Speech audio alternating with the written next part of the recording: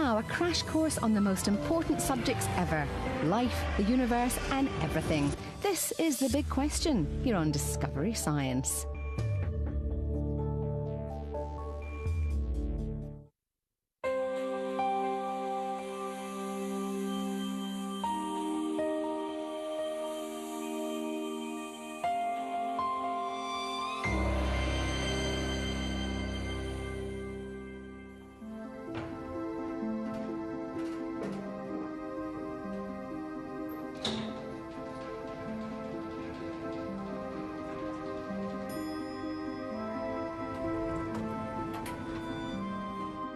I have always been interested in how things work.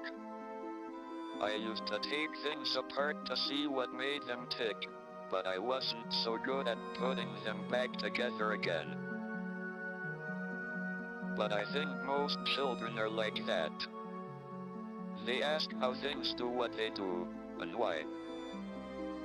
I am still looking, but I have helped find some of the answers.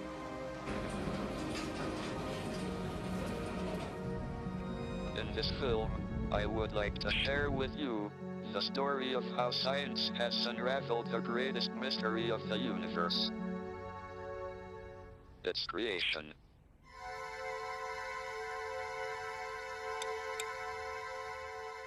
Our universe is a vast and splendid place. Our planet, the Earth, circles one of 100 billion stars in our galaxy. And our galaxy is just one of 100 billion galaxies. This great space is our home. Yet 14 billion years ago, none of this existed. There were no planets, no stars, and no galaxies. So, how did the universe begin? How did we get from nothing to all the astonishing and beautiful phenomena we now observe?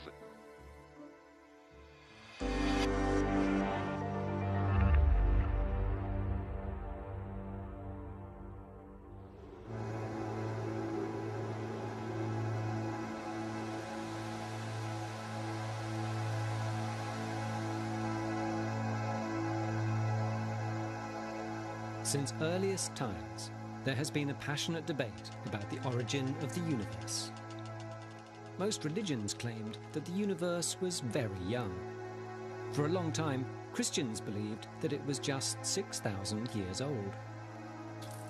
As fossils and other evidence began to emerge showing how much older planet Earth was, this no longer seemed credible. Estimates for the age of the universe as a whole must go much further back in time, though no one was sure exactly how far back. It seemed to make more sense, therefore, to suppose that the universe had always existed. By the early 1900s, most scientists assumed this to be true. What's more, they believed this eternal universe had always been much the same as it is now. It was static and infinitely big. According to this conventional view, there was no beginning, and nothing very exciting ever happened. All this, though, was turned on its head by one of the most astonishing discoveries of the 20th century. In the late 1920s, the American astronomer Edwin Hubble made a series of observations that startled the world.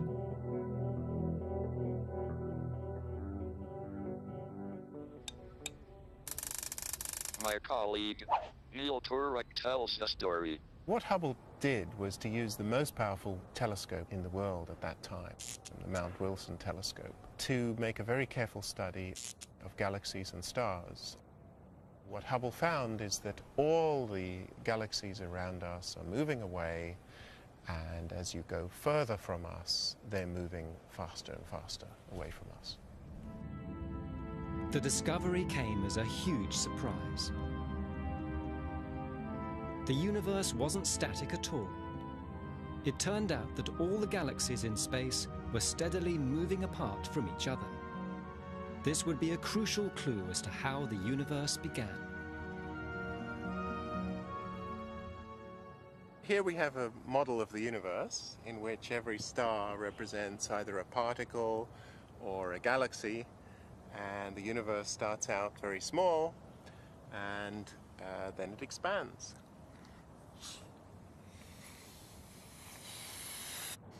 And what you can see is that as it expands, every star moves, or every galaxy moves away from every other galaxy. So there's no center of the expansion, it's just that everyone is moving away from everyone else.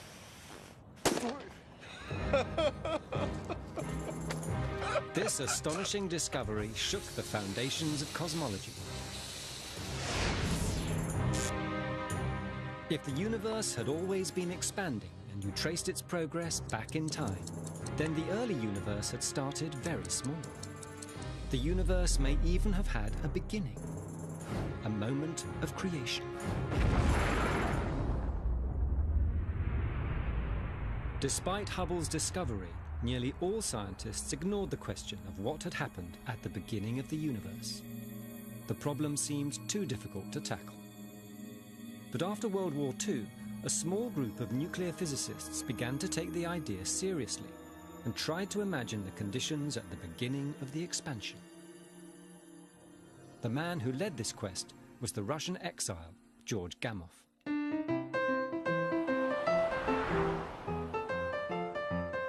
He was a nuclear physicist, well known for his imaginative ideas, wonderful insight, but never got a calculation right in his life, as far as I know. And he came up with the wonderful idea that the early universe might have been very hot.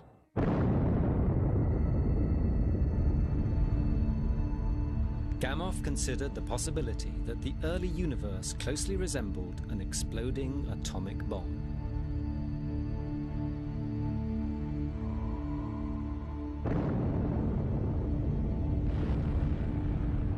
It was very hot and very dense. As the universe expanded, it would cool and create the basic elements of nature, such as hydrogen and helium. But his theory wasn't taken very seriously. His opponents dubbed it the Big Bang Theory. But Gamow and his colleagues made a remarkable prediction. They claimed a remnant from the hot Big Bang, in the form of microwave radiation, should still be around today. It wouldn't be strong enough to defrost a pizza, but it would be all around us. At the time, no one thought the radiation could be detected, so the idea remained just an idea. But later, it would return in triumph. I became interested in the Big Bang Theory shortly after I came to Cambridge in the early 1960s. At that time, many scientists were still instinctively opposed to the idea that the universe had a beginning. They felt that a point of creation would be a place where the laws of science broke down, and one had to appeal to religion and the hand of God to determine how the universe would start off. They therefore looked for alternative explanations.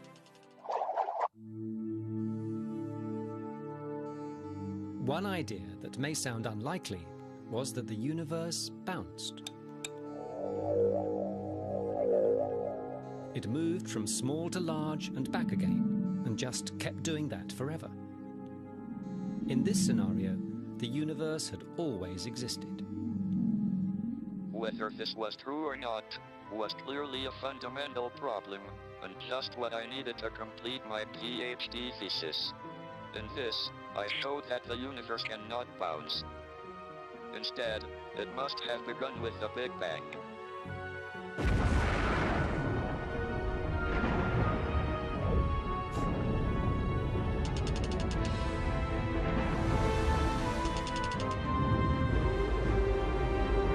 This result upset many physicists, but it delighted those religious leaders who believed in an act of creation, for here it seemed, was scientific proof.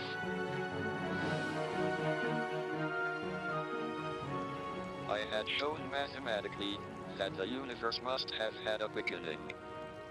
My colleagues and I were now waiting for the observational evidence that would prove this to be true. The discovery, when it occurred, was a result of a complete accident.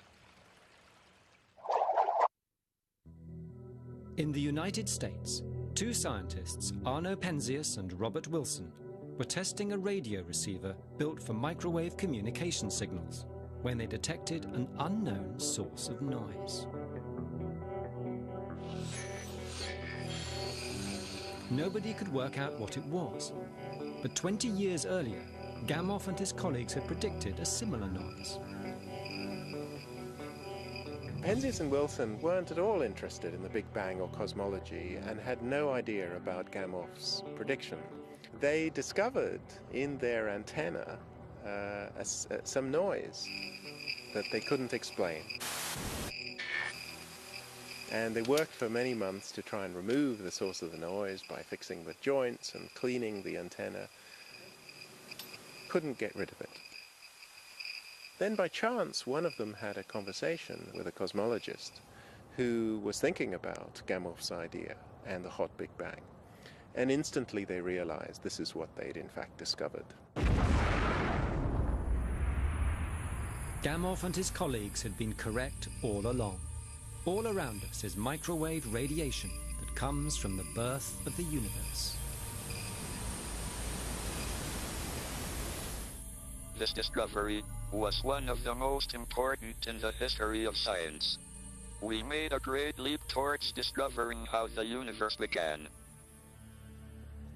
This is how we think it happened.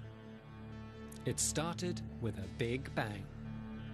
A moment when the universe was thought to have had zero size and to have been infinitely hot.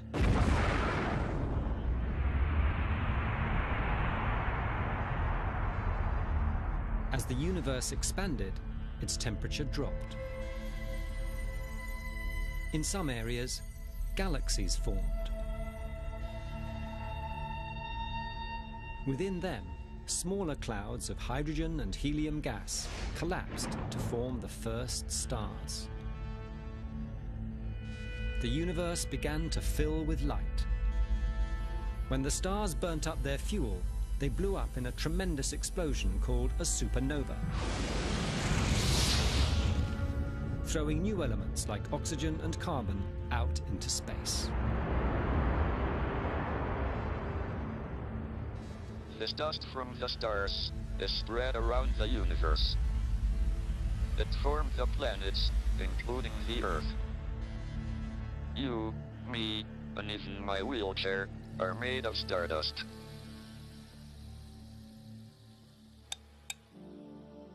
The Big Bang Theory was incredibly successful at explaining the evolution of the universe.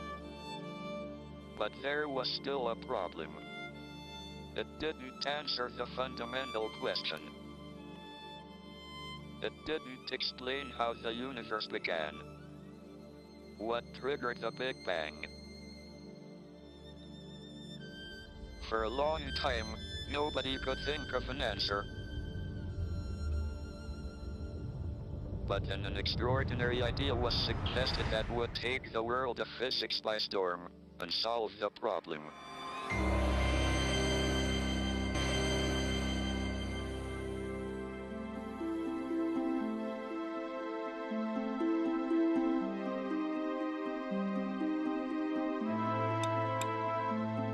By the 1970s, nearly all scientists agreed that the universe must have originated in a Big Bang. But the Big Bang Theory left many questions unanswered. Above all, it didn't explain what had started the Big Bang itself. What could make something infinitely small expand into the vast universe we see around us?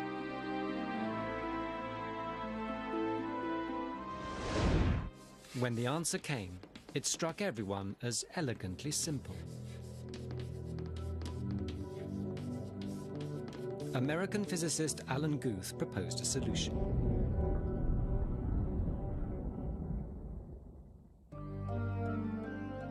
Guth was investigating what happened in the first microseconds of the universe. He suggested that the universe expanded at a faster and faster rate.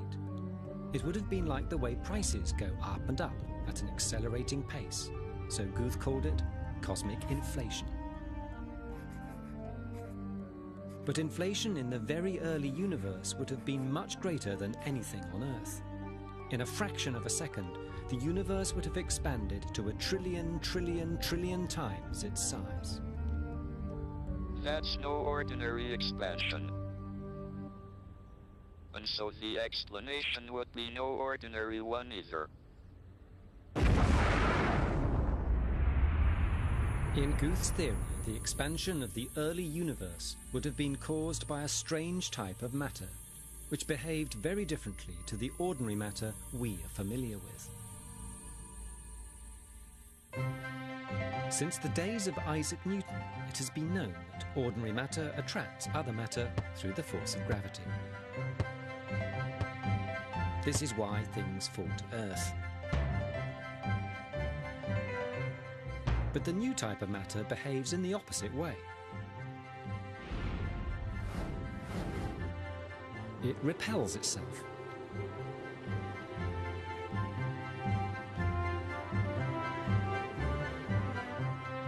If the early universe was filled with this type of self-repelling matter, everything would be pushing against everything else, and that would account for the sudden expansion of the universe. Very quickly, the exotic matter decays into hot radiation and ordinary matter. This is the fireball of the hot Big Bang.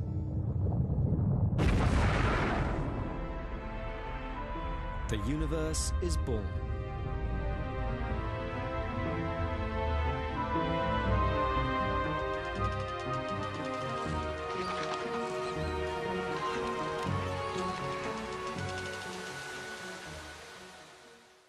At last, it seemed, we had a complete explanation of the beginning of the world. But our hopes were premature. Inflation theory provided a nice mechanism for driving the expansion of the universe, but it also raised a new problem. Early inflation theory suggested what the universe would look like. It would be completely smooth. In other words, matter would be distributed evenly through space. That may sound sensible enough, but that's not at all what the universe is really like. It happens to be made up of the clumps of matter we call galaxies.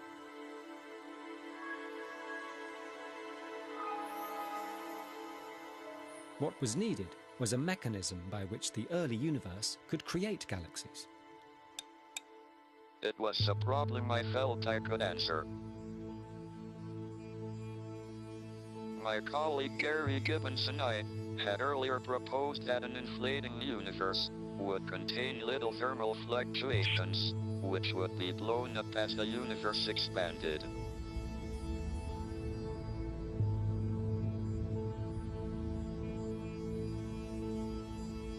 In 1982, I pointed out that these fluctuations might provide the means by which galaxies could be created.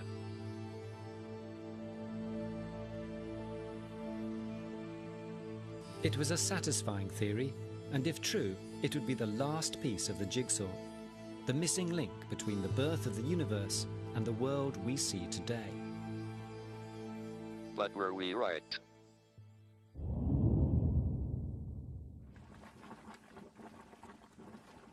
As a physicist, the work I and my colleagues do is largely theoretical and often can't be tested against observational evidence. But 20 years after we came up with our prediction, physical evidence appeared. In June 2001, NASA launched a satellite called MAP to make a detailed survey of the cosmic microwave radiation thrown out at the birth of the universe. If the thermal ripples we suggested really did exist, they would show up in the images produced by the satellite. And here's one of the photographs. Astonishing as it may seem, this is our earliest view of the universe, showing it as it was over 13 billion years ago. The photograph captures the patterns made by the microwave radiation, which was produced by the Big Bang. Radiation that still exists right now. In the picture, you can see the thermal ripples that we suggested would exist. Their type and size is exactly as predicted, and they form a pattern that corresponds to the galaxies we see today.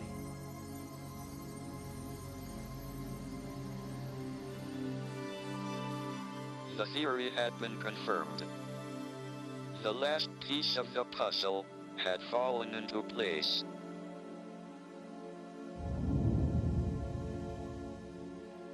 For the first time in human history, we are able to describe how this world we see around us came into being. Our theories take us back to the time when the universe was born, but people always want to know what came before. There have been various ideas, but for me, the most attractive is that the universe was spontaneously created out of absolutely nothing.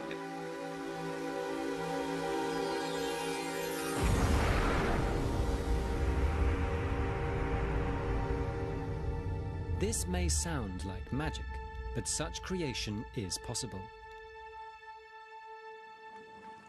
One way to picture the origin of the universe is to imagine it as like the formation of bubbles of steam in boiling water.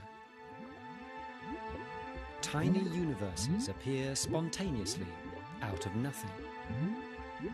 Most of the universes collapse to nothing, but a few, like ours, will continue to expand and will form galaxies and stars, and maybe beings like us.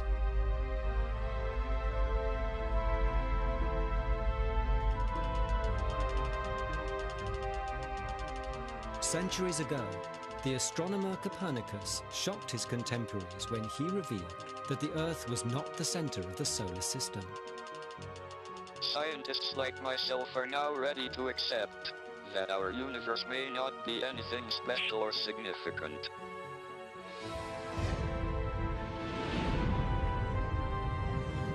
Except, of course, the way that it is constructed has led after 14 billion years to so-called intelligent beings who can ask the question, why is the universe the way it is? The answer is that if the universe were more than slightly different, no one would be around to ask the question,